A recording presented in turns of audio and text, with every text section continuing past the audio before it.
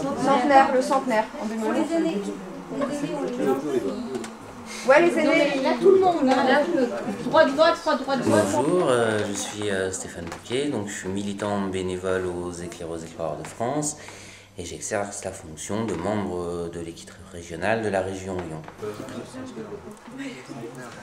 Les Éclaireurs de France sont une association nationale et à ce titre, il y a une assemblée générale de l'association par an. Et en l'occurrence, pour le niveau régional, c'est le congrès régional qui réunit une fois par an tous les adhérents qui sont présents sur le territoire et qui ont plus de 16 ans. Ensemble, on choisit un plan d'action régional, les objectifs de la région pour l'année. On élit les gens qui vont piloter ce projet d'action régionale et qui s'appelle l'équipe régionale. On travaille avec eux, donc du coup on avait sciemment fait un budget prévisionnel pessimiste, politiquement pessimiste. Et on élit également les gens qui seront les représentants de la région pour l'assemblée générale de l'association. On a tous ces moments statutaires qui sont importants et qui entraînent du débat, mais on en profite également pour mettre des temps de formation parfois, des temps de débat tout simplement. À ce congrès-ci, on a eu un temps de débat sur l'engagement, donc qui permet un peu de recueillir les avis de tous les gens qui constituent la région. Et c'est également un temps de rencontre, d'échange, où on fait des temps conviviaux, où les gens peuvent se rencontrer, échanger et tout simplement apprendre à connaître l'autre. Dans l'association, on est électeur à partir de 16 ans.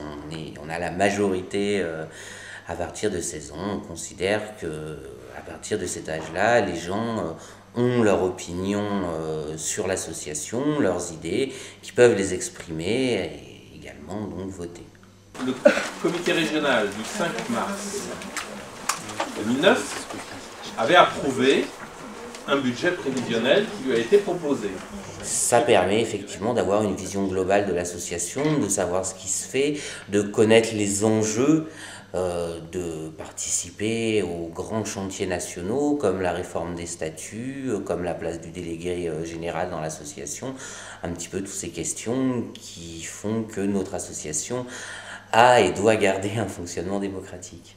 On défend quelque chose qui est l'éducation par l'action et je pense que à 16 ans, on est un peu noyé effectivement dans un congrès régional, même si nous sur la région Lyon depuis quelques années on essaye d'aménager des temps pour les aînés, notamment les 16-18 et pour les gens qui font leur premier congrès. Mais c'est bien en participant à ces temps, en écoutant les gens débattre, en apportant son opinion, quelle qu'elle soit, qu'on devient un citoyen et un acteur démocratique de l'association. On vient de finir le congrès de l'année 2010 qui a réuni une quarantaine de personnes.